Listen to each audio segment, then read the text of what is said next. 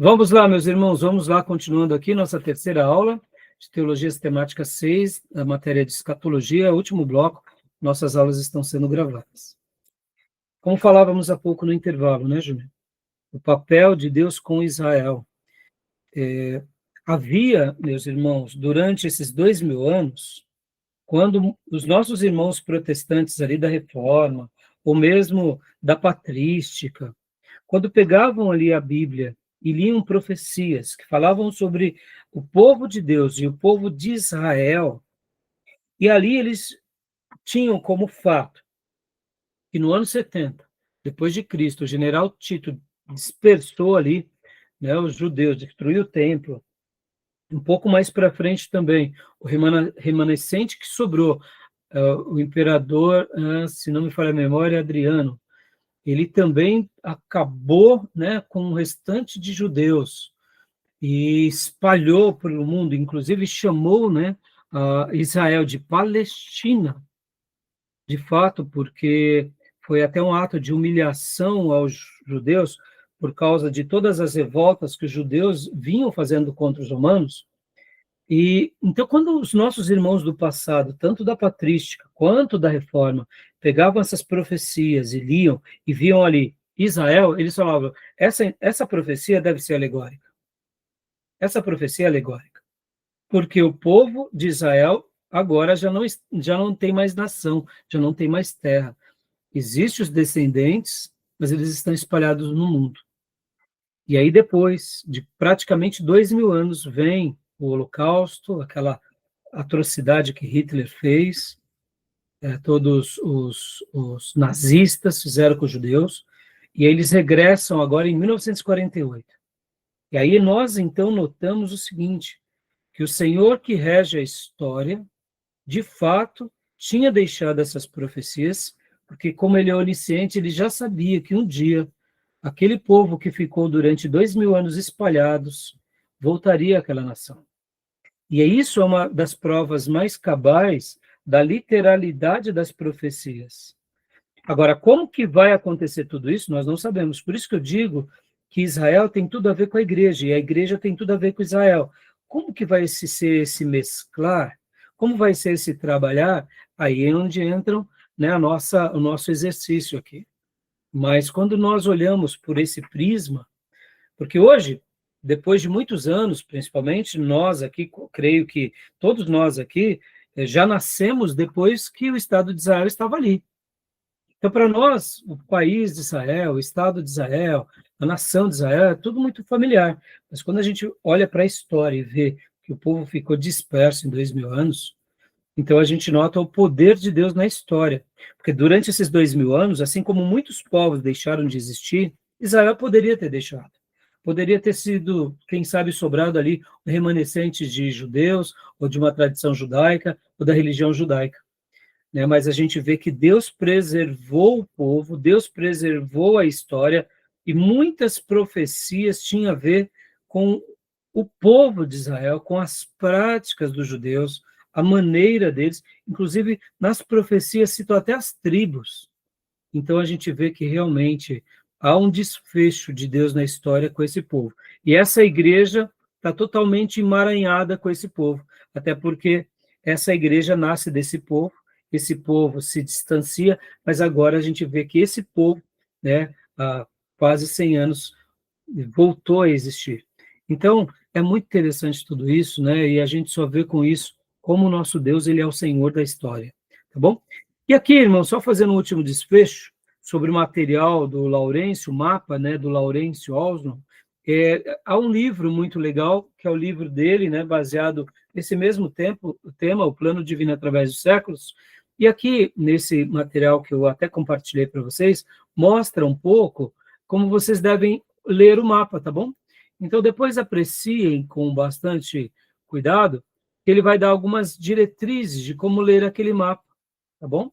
E aí vocês podem estar se aproveitando desse material, tá bom?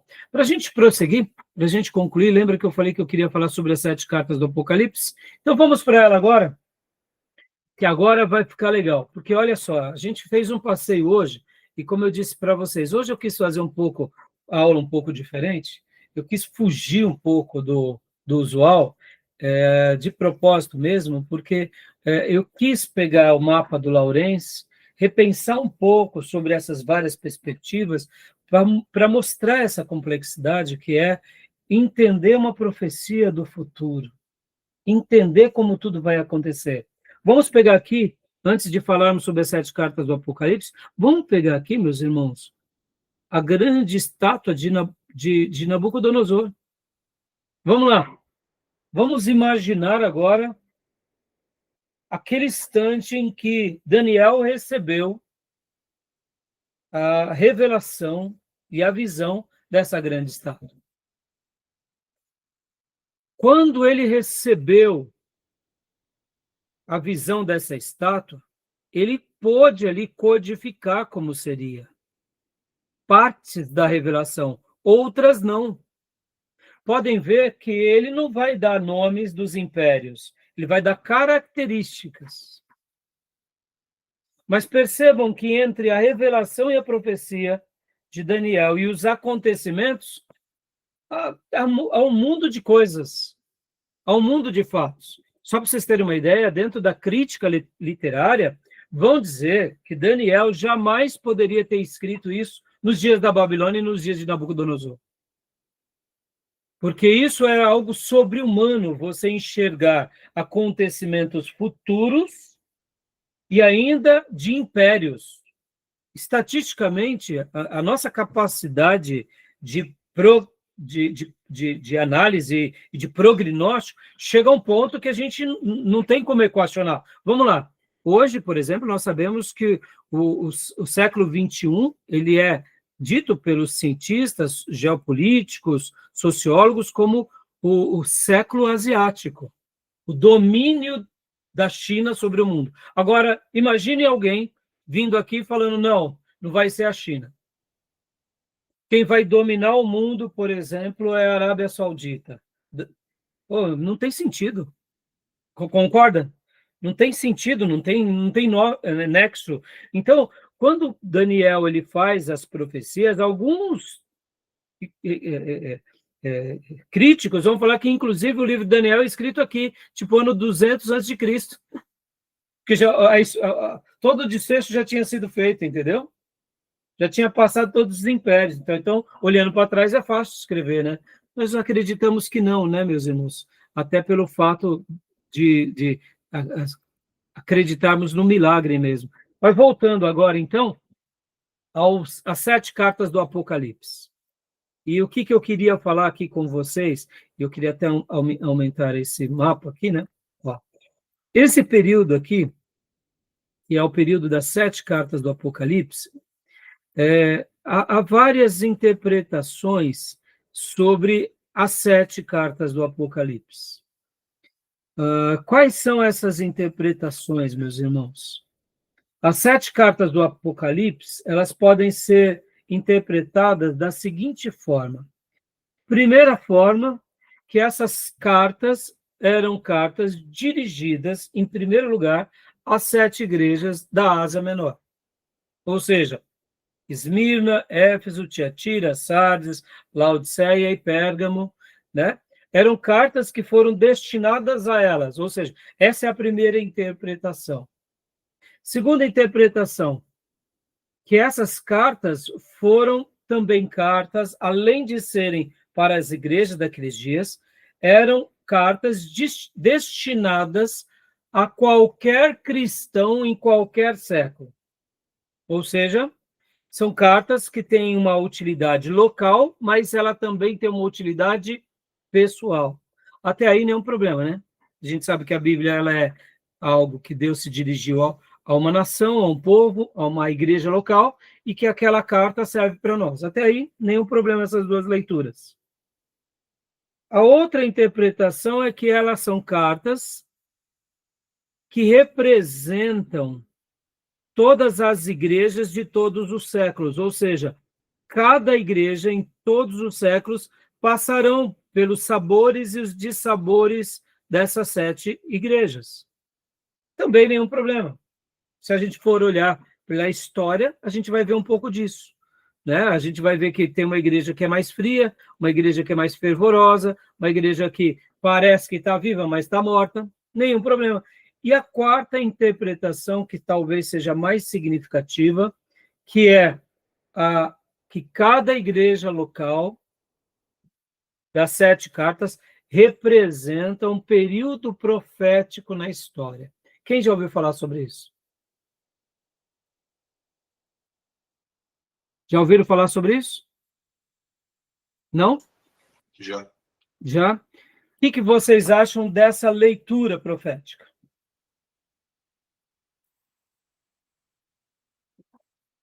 E aí, Tomé?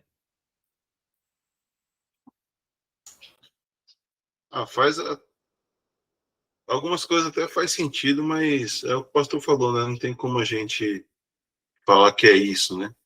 Dá para a gente alegorizar bastante aí no livro de Daniel e Apocalipse, mas certeza mesmo não tem como dar, né? Exatamente, Tomé, exatamente. Dá para a gente... Vamos falar aqui uma coisa interessante, Tomé. Como exercício de piedade, como exercício de avaliação, exercício de pensar na história e comparar, é até interessante. Mas dizer que é perigoso. Eu não recomendo. Mas faz sentido. Então, eu vou mostrar um outro mapa aqui para vocês, porque eu acho que esse mapa aqui ficou bem interessante, porque aqui mostra um pouco, por exemplo, olha só, eu peguei aqui também, olha só. Então, aqui, ó, aqui traz as 7 cartas do Apocalipse e traz essas várias ideias, né? Principalmente essa questão da época, ó. A igreja de Éfeso, olha só, igreja do Apocalipse 2 e 3, significado do nome, né? Interpretação do local histórico, tal, interpretação escatológica. A condição-chave, ou seja, a gente sabe que na igreja de Éfeso, na igreja de Éfeso se faltou o primeiro amor, tudo bem. Mas qual que é a interpretação escatológica dela? De que ela representa a era apostólica. Porque quando a gente nota o texto dessa carta e faz uma comparação, de fato, profética, ela lembra muito mesmo a igreja primitiva. Uma igreja que sofre, que persevera, que tem amor, tem zelo, só que perdeu o primeiro amor, né? No caso, né, se afasta, né, do primeiro amor. E então, assim, quando a gente nota aqui, ela representa muito bem esse período. Já a segunda carta, está aqui, vamos lá, deixa eu pegar aqui, arrastar, que é a igreja de Esmirna, pode ver que o significado é desejável. Esmirna, significado é amargor. Aí aqui também tem uma representação, que é essa igreja da era dos mártires. Olha que interessante. Esmirna representa... Quando você lê a carta, lembrando e conhecendo um pouco da história eclesiástica, faz muito sentido, meus irmãos. Como eu disse, irmãos, aqui é um exercício de piedade, um exercício de comparação. Vamos lá. Sabe o que eu lembro aqui? Eu lembro da hermenêutica alexandrina, tá? Lembra da hermenêutica alexandrina? Que era uma hermenêutica repleta de alegorização? Então, é isso aí. Usando a história como pano de fundo para essa alegorização, é legal. O problema é quando a gente fala que é, e a gente afirma, sendo que o texto bíblico não está dizendo. Os textos bíblicos... Né? Hã? Interpretação de Antioquia, né? Exatamente. Né? Lembra que nossa escola é mais de Antioquia, mais literal. Nossa interpretação é teológica, histórica e gramatical. Já a escola alexandrina era mais alegórica. Agora, isso não quer dizer que a escola alexandrina também não tinha literalidade, não tinha teologia, não tinha... Claro que tinha, mas basta a gente ler Agostinho. Agostinho, ele era um alegórico, mas olha que nível que ele era. Ele usava da teologia, claro. Ele usava da gramática, claro. Ele usava da história, claro. É que ele também unia a alegorização, fazia parte do costume dele. Perceba que Agostinho não enveredava para o paganismo romano. Ele era sólido na Bíblia. Por quê? Porque ele tinha a Bíblia como sua base. Mas essa interpretação profética, eu diria, ela tem esse viés mais baseado no quê? Numa interpretação alegórica. É interessante. Faz bastante sentido. Viu? Faz bastante sentido. Agora, olha só, a terceira igreja, que é de Pérgamo, significa casamento, e aí, olha só qual é a época que ela representa, olha que legal. Essa parte aqui da patrística, olha só. E quando a gente pega, olha só, Pérgamo, não? Ó, a igreja que vivia onde Satanás tem o seu trono. Irmãos, olha que interessante, é realmente muito interessante, Júnior. Porque aqui, lembra, aqui que nasce o cesaropapismo, Júnior. Interessante, não? É aqui que nasce todo o paganismo também, porque mesmo que a patrística foi feroz contra eles, não deixa de ter o que aqui as práticas pagãs já entrando dentro da igreja, a igreja se unindo ao Estado, sendo um braço político. Constantinalizada. Exatamente, né? E olha que interessante, né? Então, a gente vê aqui que, 313, com o Edito de Milão, até 590 aqui. A gente vê que é literalmente aqui quando inicia a Idade Média. Faz sentido ou não faz? Faz.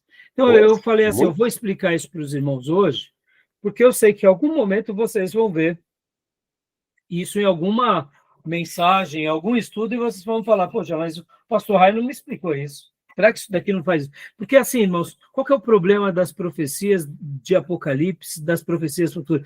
Todo mundo quer ser a última pessoa que inventa a roda. Olha, eu descobri a última profecia, entendeu? Então, é importante vocês conhecerem as correntes, até mesmo essas daqui mais, que eu diria que são mais voltadas à alegorização, porque é inteligente, mas eu não vejo como um fato, tá?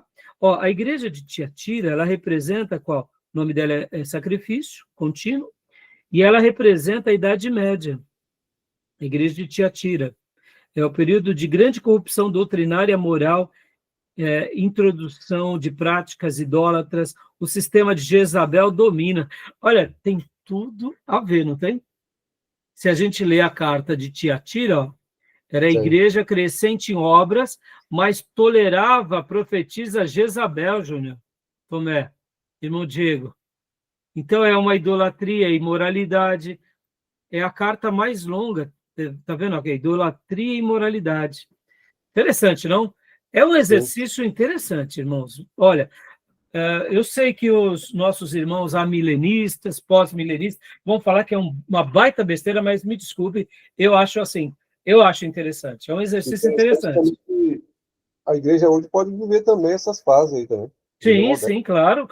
Aqui que vai ficar mais interessante agora, Júnior. Agora que vai ficar mais interessante, a igreja de Sardes vem... Olha a igreja de Sardes agora, olha só que interessante. Sardes remanescente. É a igreja com reputação de vivos, mas espiritualmente mortos. Necessariamente necessitava de vigilância. Aí aqui representa a igreja da Reforma. Olha só que interessante, né? A igreja recupera a doutrina, nome, mas muitos se tornam instituições formais e sem vida espiritual genuína. Aqui, lembra que nós temos, dentro da Reforma Protestante, a Reforma foi em 1518, e 9 anos depois, nós temos o quê? 8 a 9 anos depois, a Reforma Radical, lembra? Mas por que tem essa Reforma Radical? Porque aqui a gente sabe, irmão, a gente não pode dourar a pílula. Na Reforma Protestante também, teve muita utilidade política. A igreja anglicana nasce, muitos príncipes alemães e europeus aderiram à reforma simplesmente para se livrar do jugo romano, do papado. Ou seja, Quem justifica que a reforma só foi espiritual, não teve nada político, também está errado. Porque teve sim, teve interesse político, sim. E aí é por isso que nasce a reforma ali, uma reforma radical dentro da reforma. Grupos questionando agora, opa, peraí, a gente sai do papado, sai da união do Estado, e agora vocês estão se unindo ao Estado do rei tal? Então percebam que novos movimentos nascem. Né? E tem a ver com Sardes ou não tem? E tem a perseguição que existia também em grupos reformados, Anabatista sendo perseguido. Exato, né? Olha agora, olha, fica tranquilo, Diego, Deus abençoe. E olha agora aqui, irmãos, olha que interessante. Agora, Filadélfia, amor fraternal, igreja com pouca força, era a era missionária, fidelidade à palavra. Quando a gente vê a igreja de Filadélfia, olha só, continuando aqui.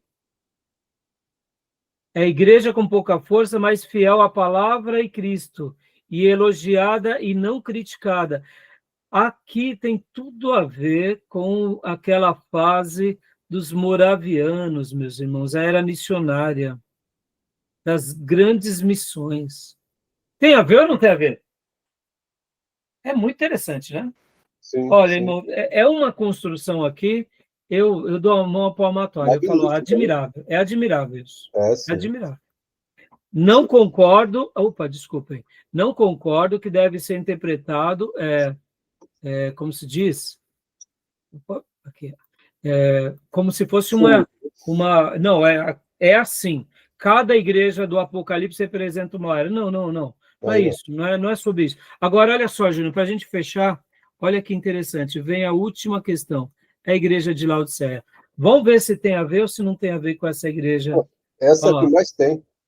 Essa daqui é incrível. Essa está até hoje. Não parece? Não parece? Parece nossa geração? Não parece os telesevangelistas? Não parece telesevangelista? A igreja midiática, a igreja inclusiva. Meu Deus, olha só, Laodiceia, julgamento do povo. Igreja rica, autossuficiente, mas espiritualmente morna, e morna, nem fria nem quente, rejeitada por Cristo. Representa aqui a nossa geração, ou seja, é a igreja da apostasia, materialismo, caracterizada pela autossuficiência, a apatia espiritual antes da volta de Jesus, morbidão e autossuficiência. Culto à personalidade, culto à personalidade, tem tudo aí. Os neopentecostais, não é? Acabou. Então, assim, eu achei que eu falei assim, hoje eu vou trabalhar mais com esses detalhes com os meus irmãos, para mostrar um pouco, né, o quanto a gente já progrediu nos assuntos, e também para mostrar o quanto esse mapa aqui do Laurence, ele é relevante para nós. E o quanto, mesmo que ele não seja um quadro fechado, como eu mencionei para vocês, eu não gosto de ver esse quadro aqui como um objeto fechado e único. Eu gosto de ver ele como blocos de estudo. Quando eu digo, será assim, está fechado e seguirá essa ordem, essa dispensação? Não. A ordem eu não sei. Quem diria que um dia, depois de quase 2000 anos, Deus restauraria os dons como era na era primitiva? Ora, quem fez isso é Deus. Seria muito mais lógico a gente não ter esse regresso, mas tivemos. Por que Deus faz dessa forma? Não sei. Então, eu gosto de usar o aliancismo como alianças importantes de Deus, na sua revelação, e gosto de olhar a dispensação como um período de um case, onde a gente aprende, onde a gente olha, onde a gente observa e onde a gente aponta. Porque, lembrando, irmãos, Apocalipse é tirar o véu. E mesmo quando tira o véu, a gente enxerga alguns metros à frente. E o que vai acontecer, só Deus sabe, só Deus conhece. Tá bom, meus irmãos? Na próxima aula, nós vamos mergulhar no livro-texto do Grudem, tá bom? Hoje eu quis ficar aqui com vocês. Eu creio que eu passei todas as informações. Os irmãos têm alguma pergunta, alguma dúvida, né? Algum acréscimo? Só para eu fechar, lembrando as 70 semanas de Daniel. Pastor, elas existiu de forma literal? Na minha concepção, eu vejo literalidade nela, aonde até o nascimento de Jesus, a morte, a ressurreição e o derramar do Espírito Santo. Sobre a última semana, fica uma janela aberta. Eu, particularmente, acredito na última semana de anos. Mas pode ser que a gente esteja errado. Uma coisa eu sei, ela pode não ter se cumprido na sua literalidade com relação à redenção de todas as coisas, mas ela se cumpriu na sua plenitude, porque o ser mais glorioso do mundo, do universo, nasceu e nos redimiu. Ou seja, ele consolidou todas as coisas, ele consumou todas as coisas. Então, na perspectiva da redenção, as 70 semanas se cumpriu, porque tudo já está feito. Nós já temos o Salvador, só não chegamos nos finais das coisas, nos finais dos dias, né? Então, assim, olhando nessa perspectiva literal e alegórica, eu vejo que sim, na pessoa de Cristo, eu vejo que falta alguma coisa com relação à sua completude na nossa vida, mas a obra dele já foi feita, né? Tá bom? Beleza, meus irmãos? Beleza. Alguma pergunta mais? Não? Podemos encerrar, então? Positivo. Fechado, então. Então, até amanhã, as minhas ovelhinhas, e até quinta, aos demais irmãos, tá bom? Deus abençoe. Boa noite, meus irmãos. Boa noite. Shalom. Boa noite. Graças a Deus. Deus abençoe.